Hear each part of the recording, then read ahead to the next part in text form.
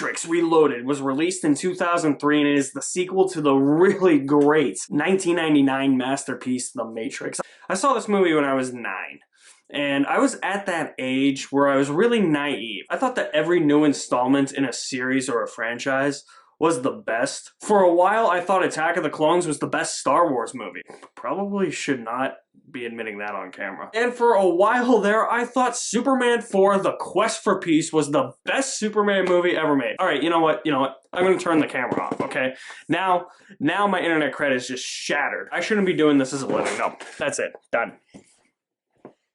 So, of course, after going to see this in the only IMAX theater around, which was at the Boston Aquarium of all places, seeing that title card that said to be concluded, and then a trailer for The Matrix Revolutions that was coming later the same year. Yeah, that's right, Reloaded and Revolutions were filmed back to back. It was a 2-part concluding story that in both movies came out in the same year, about 6 months apart. I remember walking out of that theater at the end of the movie being like, that was so cool, because I was 9 years old at the time. As I stated in my review for the first Matrix movie, I was about 5 or 6 when I first saw that movie. I thought it was the coolest thing ever, and of course I thought it was the coolest thing ever when I watched Matrix Reloaded as well. Having seen The Matrix Reloaded a few times now, as the years have gone on and through teenage eyes, adult eyes, and even older adult eyes now, The Matrix Reloaded is okay.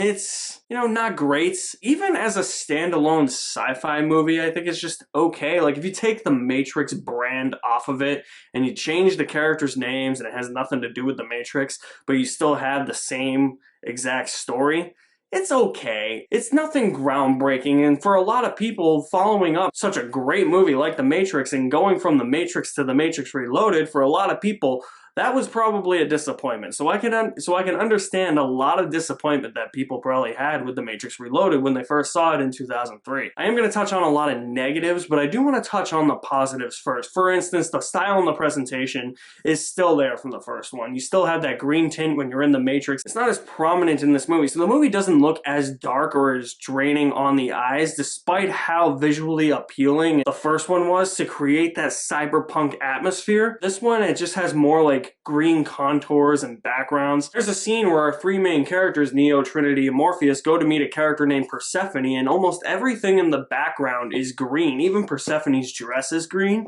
and it's not like pure green, it's different shades of green. So I thought that was a really unique trade-off for the green tint that really represented the cyberpunk aesthetic from the first film, going from that to having more of green in the background rather than that shady tint. The action set pieces in Matrix Reloaded are also really good for the most part. I just rewatched the movie and I really didn't remember many of them. I totally forgot about the Chateau sword fight, which I think is a really great scene. Really, really great fight choreography in there. Keanu Reeves is such a great physical actor, and all those actors in that scene really nail the fight choreography and the stunt work. Everything just meshes together in that sequence because it's all in camera. It all looks practical. It doesn't look like it's digitally done on a computer. We'll get more into that aspect. Don't worry, it's coming. The extended freeway chase, which lasts about 10 minutes. Holy shit, what a sequence. I love that freeway sequence. I love Trinity and the Keymaker on the motorcycle just weaving in and out of traffic, and you have that like really great techno music by Don Davis playing. And I'll get more into Don Davis's score in a minute. That sequence added a lot of energy and adrenaline to not only the movie, but to your emotions as you're watching the movie, or just it's like you're dodging traffic with them, like the music's playing, it's like you're watching Trinity weave through traffic and you're like, you're with her, you're like, yeah, I'm weaving. And a scene that worked well for me more on this rewatch as opposed to a few past viewings of Reloaded was actually the scene where Neo fights all of the Agent Smith clones. It is weird though that Agent Smith is in this movie because he just kind of pops up like it's nothing. It's like, well, you got destroyed in the first movie. In this one, he just pops up and he's like, Mr. Anderson, you have set me free. And it doesn't really explain how Agent Smith is back, but oh well, Neo fights a whole bunch of them. And the in-camera stuff, like the practical effects and the practical stunt work and the choreography when Neo is fighting all the Agent Smiths, is really good. And now here comes my criticism of most of the action in this movie. The Wachowskis just fell into that trap that George Lucas fell into with the Star Wars prequels, and I think what many action movie directors fell into for a while in the mid-2000s was getting a little too heavy-handed with the special effects. The first Matrix was more story and character driven, with the action coming second, and when the action explodes in that third act in the Matrix, and that third act is a big action extravaganza, but it feels earned, and a lot of it feels really practical. But in Reloaded, and especially in Revolutions, it seems like the Wachowskis were just like, oh hey look, cool, new special effects, we can do this! And it just seems like they became obsessed with the new special effects craze like George Lucas did with the Star Wars prequels, where it seemed like the action and the special effects took precedence over the actual story and the characters themselves. Because I feel like in The Matrix Reloaded, the characters don't really progress all that much. Neo a little, but Trinity, one of my favorite female sci-fi characters of all time, who has a really great introduction scene in the first Matrix and a really great introduction scene in Reloaded. My God, both of these first two Matrix movies started off with two great Trinity scenes that left you begging for answers and left viewers with a sense of intrigue. My God, those scenes were great. But Trinity doesn't really progress for me as a character in this movie. Nor does Morpheus. And on rewatch, that was a bit of a disappointment, because these are some of my favorite sci-fi characters ever put on screen. And let's talk about the actual story for the movie. So the plot of Matrix Reloaded is that the Sentinels are coming to Zion. Trinity, Neo, and Morpheus enter the Matrix to get Neo to the Oracle, who tells Neo that he has to go to the source, and in order to get the source, he has to find the Keymaker. And in order to find the Keymaker, they have to find the Merovingian. It does feel like it's a little convoluted, but it's really not. It's honestly that simple of a story. The Sentinels are coming, they're gonna attack Zion, Neo has to go find the Keymaker, who has connections with the Merovingian, and that's it. And then Neo is able to get into the source, and the scene with the architect is actually really, really great, I think.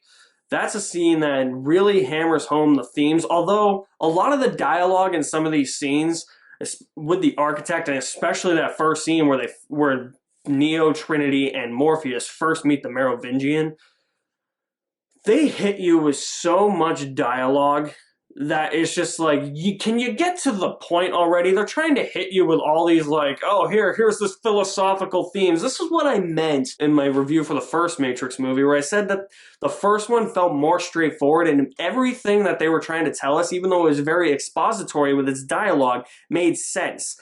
Everything in Reloaded, and especially Revolutions, it just feels like it takes forever for them to get to the point of the scene, because they want to try and beat you over the head with all this heavy-handed philosophical bullshit. While it is thought-provoking, it's not something that I want to think about right now in this sequence, because the sequence could have been 3 to 4 minutes shorter if we had just stuck to the point. It mostly works in the architect sequence, because that sequence is more about choices in Neo's past and which path he's actually going to take in the previous incarnations of the Matrix, and how this is like the 6th version of the Matrix. Even in that scene, it still gets a little heavy-handed, but it's nowhere near as heavy-handed in that scene as it is in the scene where they meet the Merovingian. Ooh. I also love that we got to see Zion in this movie. I really love the look of Zion. I love that it's this depleted city. It's the last human city.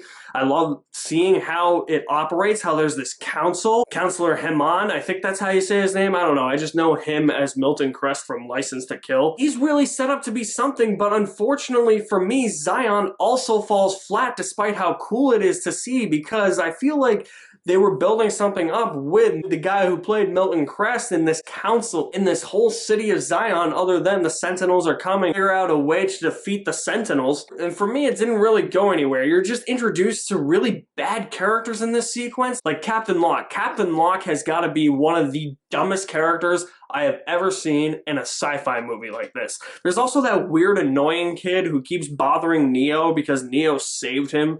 I'm like, dude, shut up. They don't want, like, they're trying to accomplish a mission. They're trying to save your life. Neo saved your life once already. He's trying to save you again. Can you leave him alone? But then there's also this big gathering in this ancient temple in Zion, and this sequence does not work for me. At this point, it doesn't feel like we're in a Matrix movie at all, because these people are just dancing and partying. They're having a rave, dancing and partying. They're having a rave. They're like, yeah, we're gonna win this war, and we're just gonna dance to crazy electronic techno music. Like, that scene doesn't work for me. It's never worked for me. I've always thought it to be one of the weirdest scenes, and although it is cool to see other aspects of Zion, how there's this underground temple, but it doesn't feel sci-fi to me. It doesn't feel Matrixy to me. It just feels like this really wasted concept that I think could have been really great. That was probably really great on paper, but was executed poorly in the movies. But what I do want to praise is the score by Don Davis. And I didn't mention any of his music in my review for the first Matrix, and I meant to,